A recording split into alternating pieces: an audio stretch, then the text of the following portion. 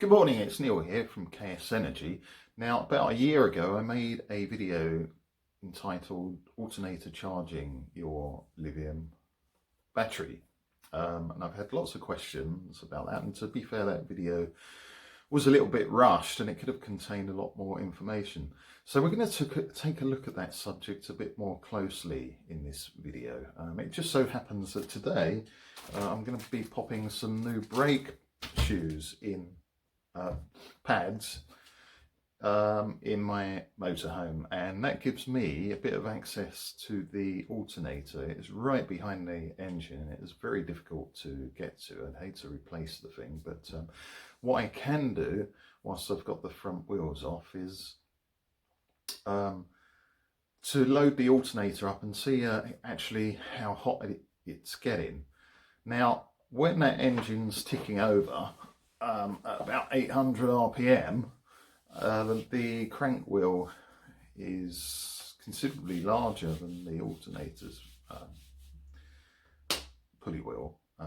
So the alternator's probably approaching about 3,000 revolutions at a tick over of 850 RPM. So it'll be interesting to see how its internal cooling works under maximum load. So I'll be using this little toy to take a look, this infrared thermometer. So just to give you an overview then. So this motorhome has a fixed voltage alternator. However, from what I can tell, just about most still do. Certainly the Swift range this year doesn't seem to have any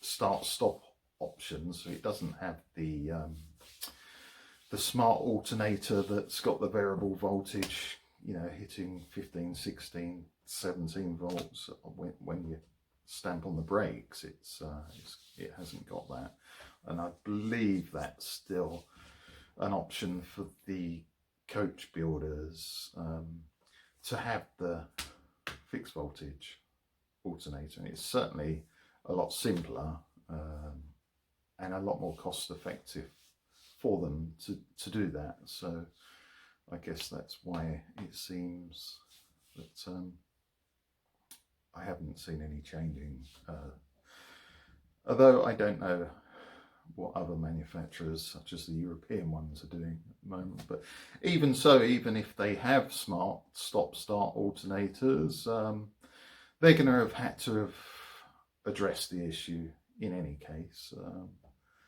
So I guess it's each manufacturer to their own, and yeah, it may well be what I'm doing here is not possible on other more modern European models. I don't know. I'm rambling, aren't I? So let me just give you a quick overview. So last year, when I put the lithium batteries in the motorhome, just prior to that, I had a battery charger, and now that became an issue when I put the lithium batteries in, because the batteries were drawing the maximum current from the battery charger, and that was then running at full pelt. The fan was buzzing away at maximum speed, and even then it was hitting its upper limit temperature and switching off, cooling down and switching back on, and just recycling round and round and round like that. When I figured that actually, you know, I can put a lot more current into here directly from the alternator if I wire it sensibly, and the alternator is happy with that, supplying that current. Because at the end of the day, a battery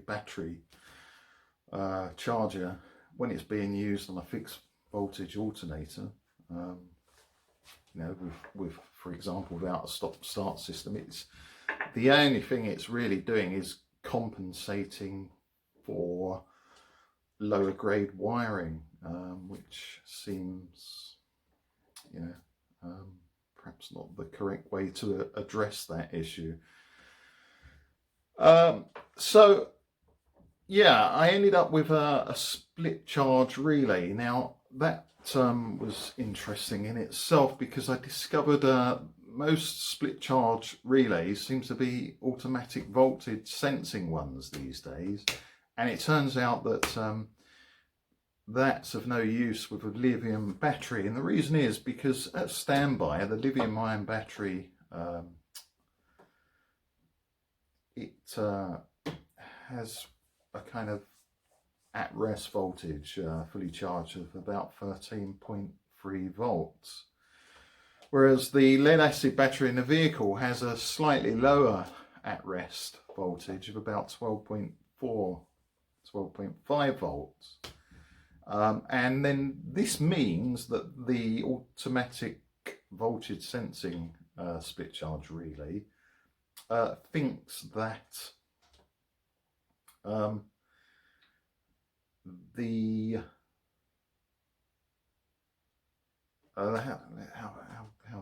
just trying to get this straight in my head. It thinks that, well, it doesn't think.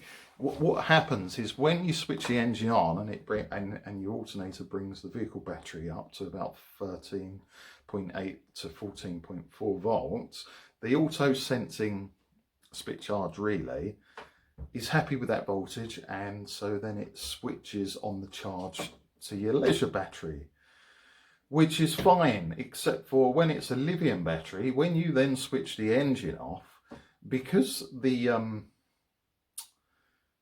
relay is like a complete short circuit between the leisure battery and the vehicle battery, the leisure battery then falls down to its rest voltage, which is about 13.3 volts. However, that's not low enough then for the split charge relay to de-energize. And so in effect, this ends up leaving the split charge relay switched on and effectively then float charging your vehicle battery forevermore. And then all that's going to happen is, over a period of several days, eventually it's going to deplete the charge in your leisure battery, whilst it unnecessarily float charges your wasteful lead acid vehicle battery. So the solution to that is to either have an ignition switched split charge relay, so that the relay just switches off no matter what happens as soon as you switch your ignition off, or you can use a FET based split charge relay, a kind of electronic MOSFET based one. So Victron make an excellent one. It's called an Argofet, and this is absolutely perfect for split charging a lithium-ion battery in this setup. So I'm going to install this. So we'll go through the installation of that, as well as taking a look at the current draw and the heating of the alternator here. Incidentally, I think I mentioned it, but it's my motorhome. It was one of the first Euro 6 versions, and it has a 130 amp hour fixed voltage alternator that provides 14.4 volts regulated voltage output. Okay, we'll go over to the motorhome and we'll set to work there. Right, I'm set inside the motorhome. I'm nearly ready to go, so I'll show you the setup. I've wired it specially for this video rather than fitting it properly, otherwise all the wires would be hidden, and this way it's a lot easier to see what's going on. Now, just one thing, I did say in the introduction the alternator was 130 amps. That's actually incorrect. It's rated at 150 amps. Now I've changed the pads. That was quite an easy job, and now that I've got the wheel off, I've measured the crank pulley wheel, and I've measured the wheel on the alternator. that's approximately 2 inches, and the crank wheel is 6 inches. So it's spinning at a ratio of 3 to 1. Now that's quite important because somebody was pointed me to a video where someone had demonstrated it was possible to burn a alternator out charging a battery, a lithium battery in fact. But that seems slightly misleading because they were running it at a ratio that would be below its spec for the current rating. So at the gearing we have on the standard Ducato chassis here is about 3 to 1. So if we've got a tick over of just over 800 RPM, the alternator is going to be spinning at approximately 2,500 RPM. So if we look at a typical current curve of an alternator, you can see the alternator we've got here is going to be spinning at just over 2,500 RPM.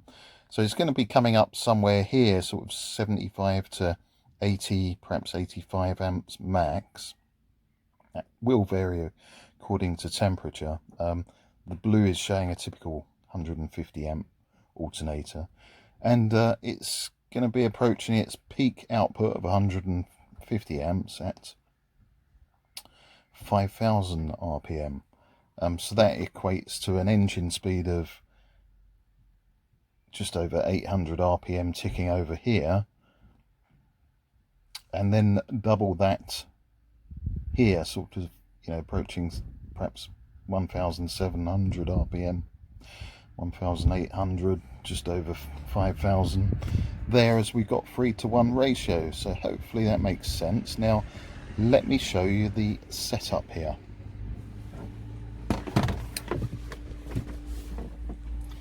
Now I have put our trusty current meter here so that we can see the overall current, and I'm using 220 amp KS Energy KS HT120 Bluetooth batteries, which is great because we can see not only the state of charge but the incoming or outgoing current of each battery. So let me show you the setup. Here is, let's just move that out of the way. Here is where the current comes in from the alternator via the fuse box, and this is where I'm picking up the current here, which we'll be able to view on this meter. Now this is going into the vehicle battery. So this is the vehicle's standard battery and wiring, and this comes onto a 500 amp fuse, and then I've taken that off and taken that to the input of the Argofet battery isolator. Now when the voltage is higher here, it will pass through and be available at this terminal and this terminal, which both go off respectively to each battery. And then I've got the batteries parallel together here. Then we have the earth wire that comes off to the chassis, and also of course there's the vehicle's earth to chassis.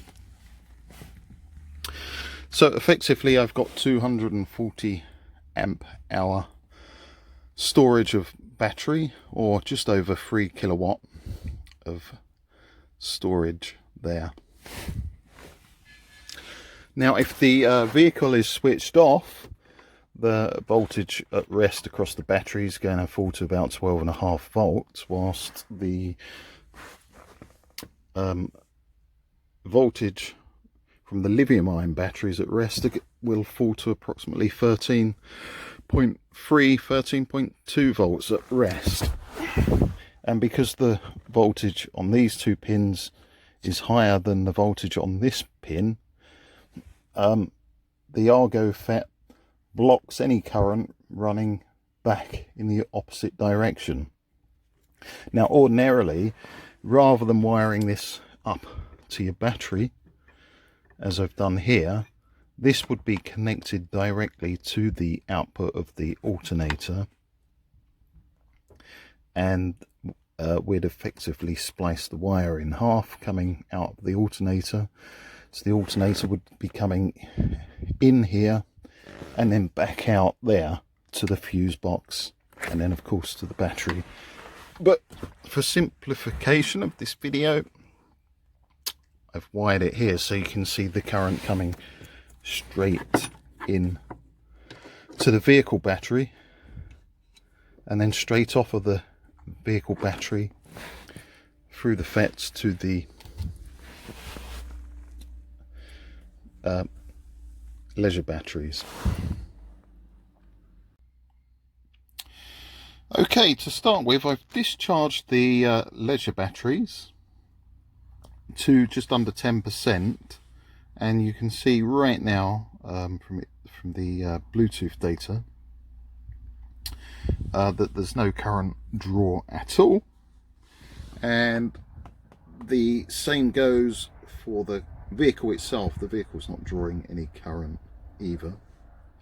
Now, the vehicle battery, its state of charge, I can only estimate what that probably is, because if we look up here, the vehicle battery voltage is sitting at, not sure if you can quite see that, the vehicle battery voltage is sitting at 12.1 volts, which is quite low. It would sooner be about 12.4 volts or so. There's better charge. So let's start the engine up and let's take a look at the initial current draw.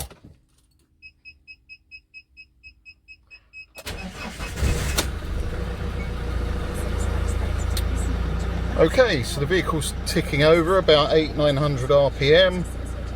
So that means our alternator will be spinning at least 3 times that speed. And immediately we can see that the leisure batteries combined with the vehicle battery, and of course any other electronics attached to the vehicle, are drawing nearly 100 amps. Now if we look at the current draw of one battery, that's approaching 40 amps. So in total we have nearly 80 amps in total going into both batteries. That's 40 amps each, because we can only monitor one battery at a time by the Bluetooth app, and the remainder will be going into the vehicle battery. So this is just at tick over. Now let me increase let's turn the radio off. Let's increase the engine speed to nearly 2000 RPM, where we should have maximum output.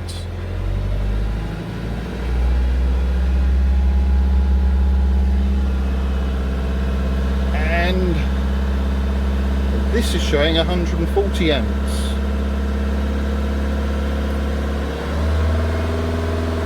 So that's pretty much maximum output. And we have 60 amps almost going into each battery. So if you're wondering where the remaining 8 amps was going there, as the alternator's rating at 150 amps, that's going to be going to the vehicle electronics, because I'm monitoring the current at this point here,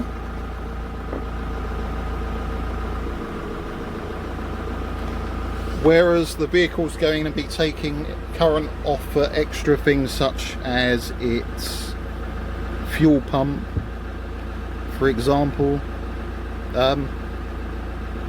from the fuse box in the engine. Okay, for the next part of this, what I'm going to do is really stress the alternator out. So I've got the engine off. I'm going to switch the ignition on, so that's just on. Look at that sudden surge there. That's being pulled out of the vehicle battery. That's probably things like the fuel pump priming. So that should settle down pretty quick, and there it goes. So what I'm going to do is start drawing lots of current. So I'm going to turn the lights on. I'm going to put a full beam on. I'm going to put the rear fog light on. And I'm going to put the mirror heaters on. And then I'm going to switch the fan onto full blast. So just with those things together, we're pulling 23 amps on top. So the vehicle itself is going to need to make up that current, plus any additional current to run its engine. So I'm going to start the engine now.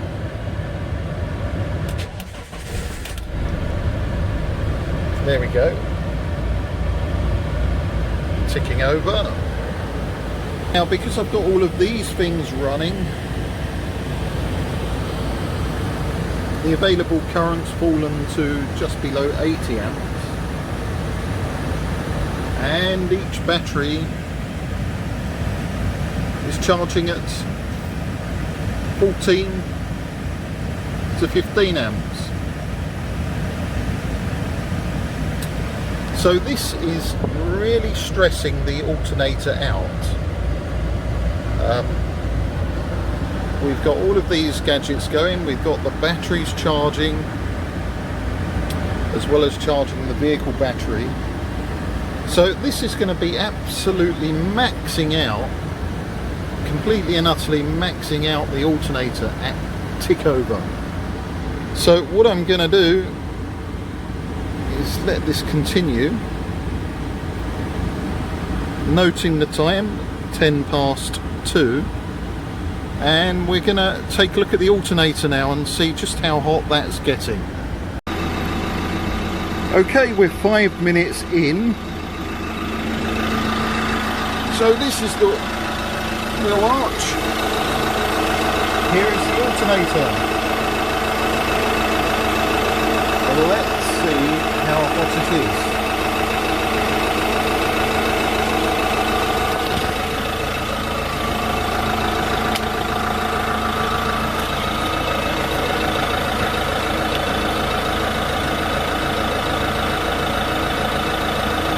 Okay, I have a reading of 120 degrees. And here I am back in the cab. It's now 8 minutes in here. So if we have a look and see how things are doing.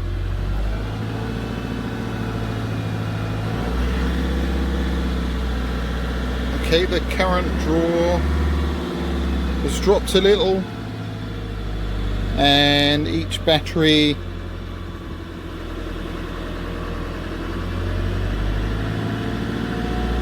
is charging at 50 amps, and pretty much it will continue to do this until each battery is fully charged. So if we take a look at the second battery,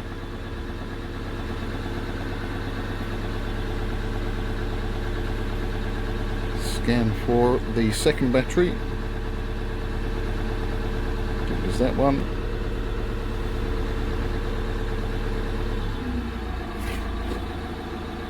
Hang on, need to reset this app.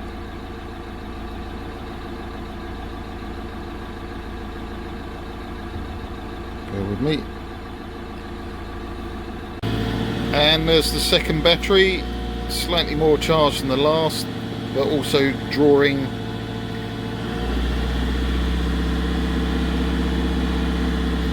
a similar amount of current there, 46, 47 amps. Okay, the engine has now been running, and we are now at full engine temperature. So let's take a last look at what readings are available on the alternator. Okay.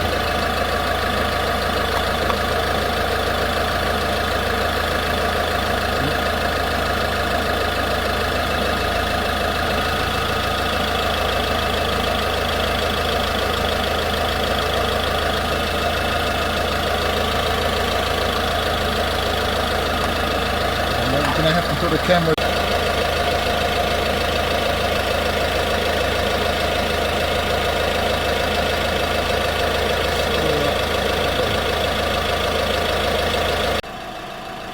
Okay, right, enough of measuring temperature there. That alternator is so difficult to get to. It's so far buried behind the engine. But what's actually going on there is the case of the alternator, the metal, that's approximately an average of about 92 degrees C. Okay, bearing in mind now that the engine is now up to full running temperature 2, whereas the hotter temperature I'm able to obtain by fiddling around at 120 degrees Celsius, what that actually is that's the hot air that's being forced out of the front of the vents of the alternator. So that's its internal fan sucking air from the rear where the regulator is,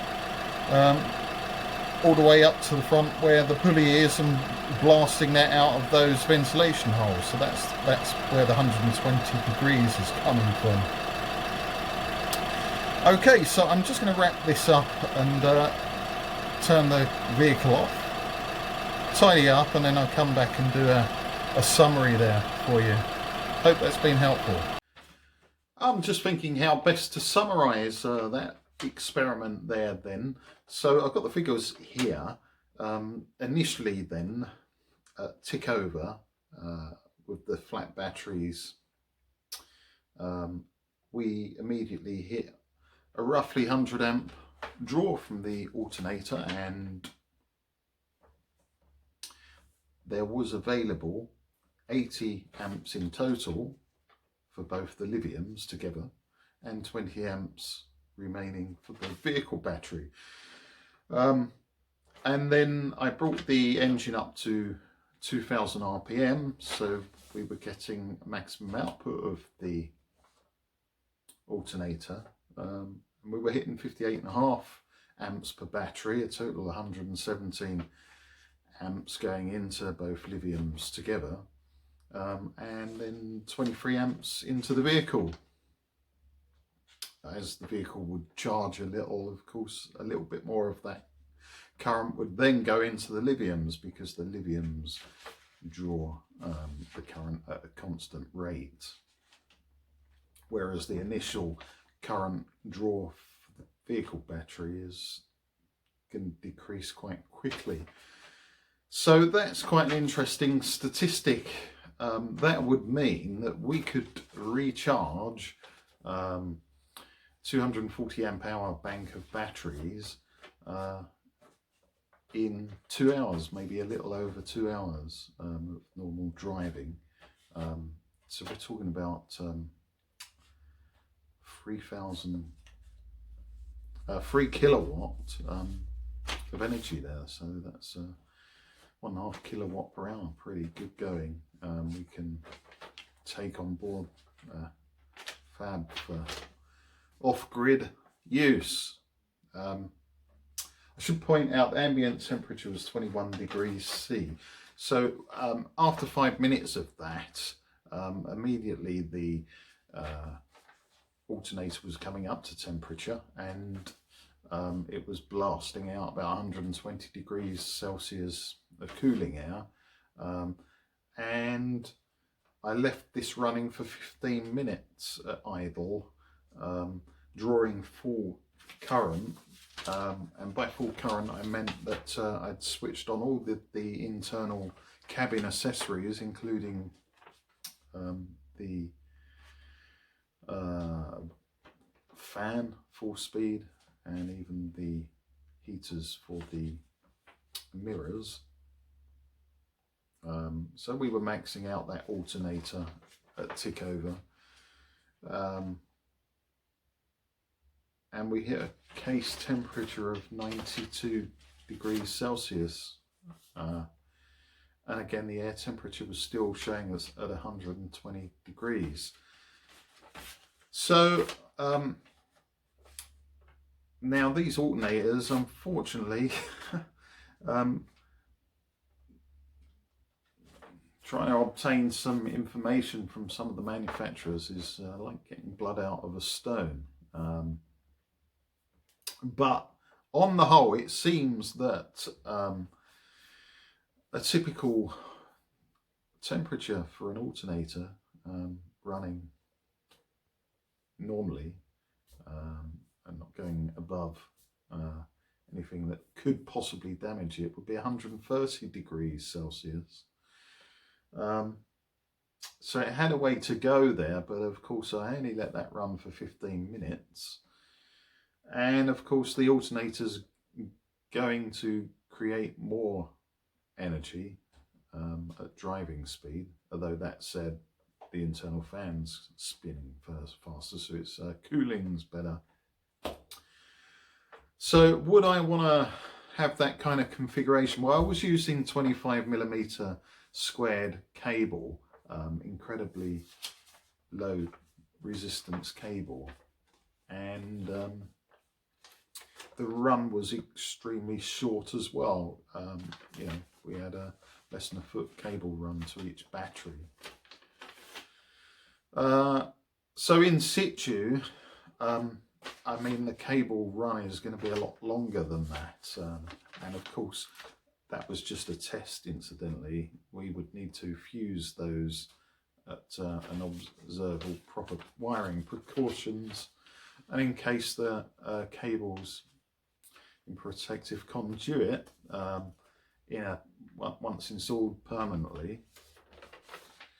But I think that because the 25mm squared cable is rated at 170 amps, I think I'd be inclined to perhaps drop that a notch or two, perhaps to something like 16mm squared cabling, because the lengths would then be in situ 5 or 6 meters, and then I wouldn't have the Argofet, I'd have a split charge relay.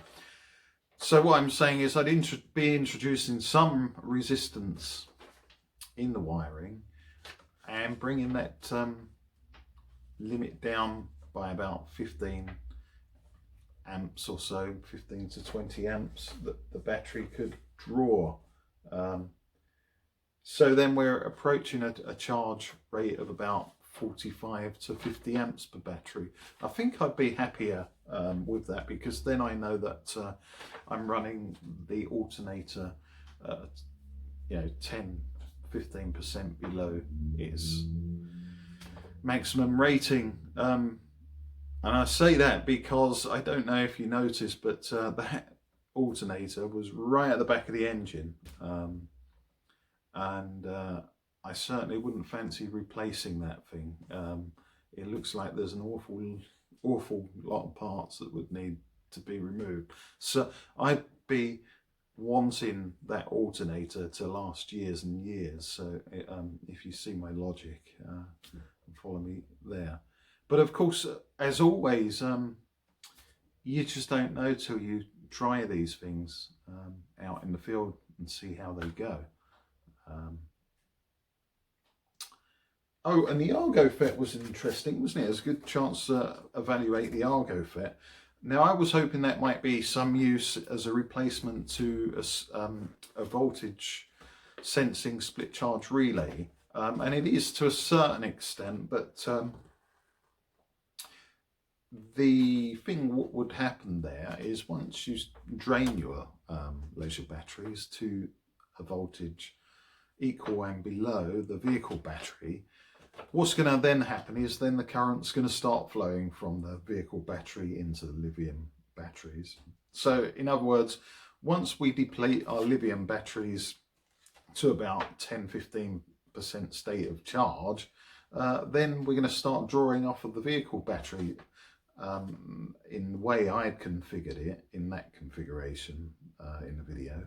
Some people might actually want that. Now you could actually introduce a switch on the negative wire of the Argofet. Let me show you the wiring diagram there. We could introduce a switch coming off of this just here and switch the whole thing on and off at will to alleviate that problem. Or alternatively, if we wire the thing properly from the alternator and then the alternator to the fuse box and battery, the vehicle battery, then we've got and this is the point of this Argofet, then we can charge our leisure batteries, 2 of them, independently of one another, and then it becomes possible then to have, say, one leisure battery to power everything in the cabin, and say the other the other leisure battery then to power just solely an inverter for mains use to, say, run a microwave or you know, whatever else you want, hair tongs or whatever. So you could have use the 2 leisure batteries independently of one another rather than having them paralleled together permanently as a bank in the installation configuration as I do. That said, the Argofet is going to cost you at least 4 times more than a split charge relay.